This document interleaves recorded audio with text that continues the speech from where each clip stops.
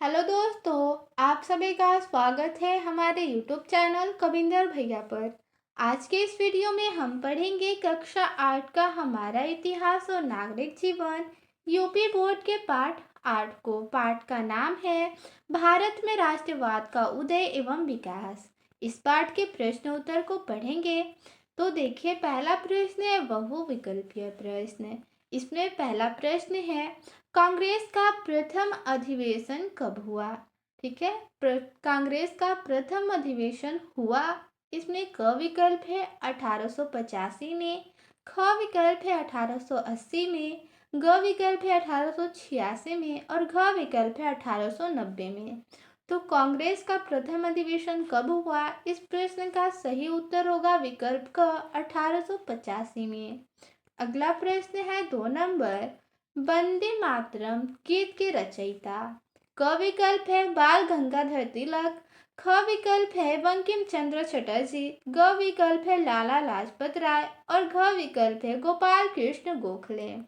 तो वंदे मातरम गीत के रचयिता कौन है? इसका सही उत्तर होगा विकल्प ख, बंकिम चंद्र चटर्जी। अगला प्रश्न है 2 नंबर, अति लघु उत्तरीय प्रश्न। इसमें पहला प्रश्न है, भारतीय राष्ट्रीय कांग्रेस की स्थापना में अग्रणी भूमिका किस अधिकारी की रही? इसका उत्तर होगा भारतीय राष्ट्रीय कांग्रेस की स्थापना में अग्रणी भूमिका श्री एलन ऑक्टेवियम ह्यूम नामक अवकाश प्राप्त अधिकारी की रही। अगला प्रश्न है 2 नंबर, स्वराज हमारा जन्मसिद्ध अधिकार है, इसे हम लेकर रहेंगे, किसका कथन है?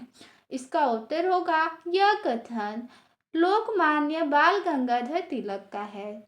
प्रश्न नंबर 3 है, भारतीय मुस्लिम लीग की स्थापना किस सन में हुई? इसका उत्तर होगा भारतीय मुस्लिम लीग की स्थापना सन 1906 में हुई। अगला प्रश्न है 3 नंबर, लघु उत्तरीय प्रश्न।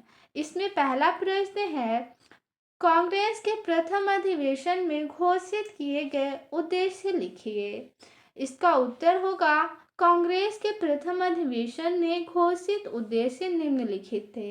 कौन कौन से उद्देश्य थे? तो पहला उद्देश्य था देश के विभिन्न भागों के राजनीतिक एवं सामाजिक नेताओं को एकजुट करना।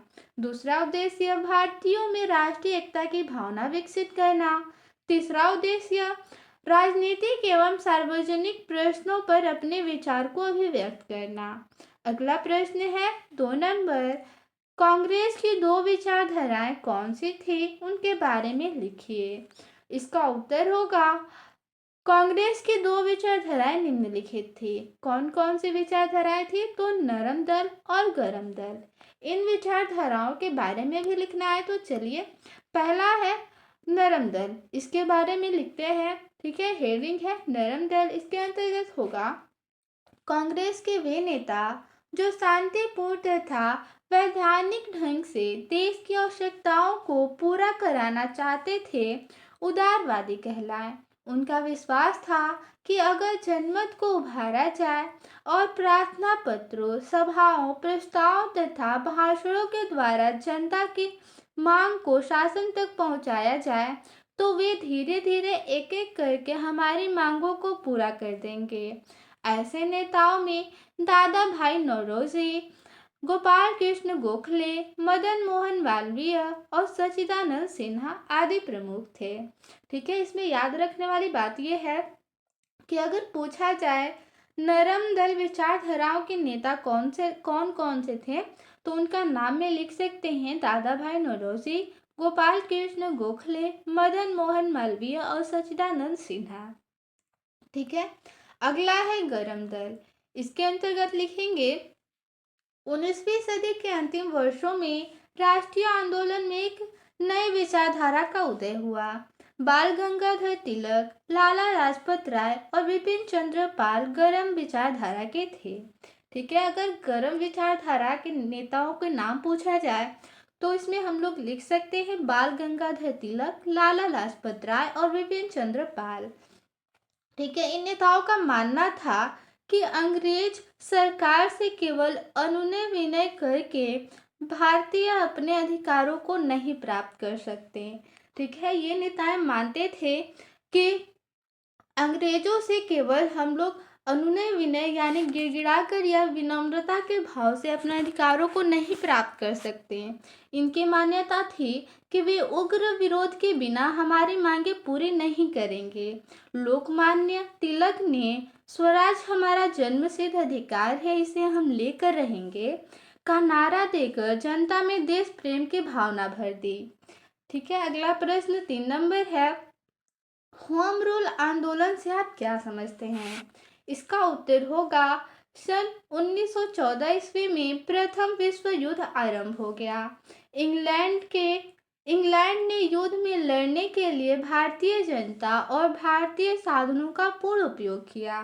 भारतीयों को बहुत बड़ी संख्या में सेना में भर्ती किया गया। ब्रिटिश सरकार ने करोड़ों रुपए भारत से ले जाकर युद्ध में खर्च किए। ठीक है, ब्रिटिश सरकार भारत से करोड़ों रुपए ले जाकर युद्ध में खर्च किए और उन्होंने युद्ध बंद होने के बाद कांग्रेस की मांगों को पूरा करने का आश्वासन दिया था। यानी ब्रिटिश सरकार भारत से करोड़ों रुपए ले जाकर युद्ध में खर्च किए और उन्होंने तसल्ली यानी ऐसा बोल सकते हैं कि उन्होंने भरोसा दिलाया था कि वो कांग्रेस की मांगों को पूरा करेंगे। इसी आधार पर भारतीयों ने विश्व युद्ध में ब्रिटिश सरकार की सहायता भी की थी, किंतु युद्ध की समाप्ति के बाद अंग्रेज अपने वादे से मुकर गए। 1916 ईस्वी आते आते कांग्रेस के दोनों नरम एवं गरम दलों और दूसरी ओर कांग्रेस एवं मुस्लिम लीग में समझौता हो गया। इसी समय श्रीमती एनी बेसेंट एवं लोकमान्य बाल गंगाधर तिलक ने होम रूल आंदोलन प्रारंभ किया। अगला प्रश्न है 4 नंबर प्रश्न है दीर्घ उत्तरीय प्रश्न। पहला प्रश्न इसमें है, भारतीय राष्ट्रीय कांग्रेस की स्थापना कब और क्यों हुई, स्पष्ट करिए। इसका उत्तर होगा, भारतीय राष्ट्रीय कांग्रेस की स्थापना 28 दिसंबर 1885 ईस्वी में हुई। अंग्रेजी सरकार के उत्पीड़न तथा आर्थिक शोषण से अपनी तत्कालीन दुर्दशा को सुधारने के लिए भारतवासियों ने अनेक प्रयत्न किए, किंतु उनकी दशा ज्यों की त्यों बनी रही। अंततः विवश होकर भारतीय नेता अपनी समस्याओं के हल के लिए राष्ट्रीय स्तर पर कोई संस्था बनाने की बात सोचने लगे। उनकी इस मनस्थिति को ए.ओ. ह्यूम नामक एक अंग्रेज ने पहचाना और उनकी भावना को मूर्त रूप देने के लिए अपने प्रयत्न शुरू कर दिए। उसने विभिन्न भारतीय नेताओं से विचार विमर्श किया और अंत में 28 दिसंबर 1885 को देश के विभिन्न भागों से आए हुए 73 प्रतिष्ठित व्यक्तियों के सहयोग से भारतीय राष्ट्रीय कांग्रेस का जन्म हुआ। तो इस पाठ में इतना ही प्रश्न था। मिलते हैं अगले वीडियो में। धन्यवाद।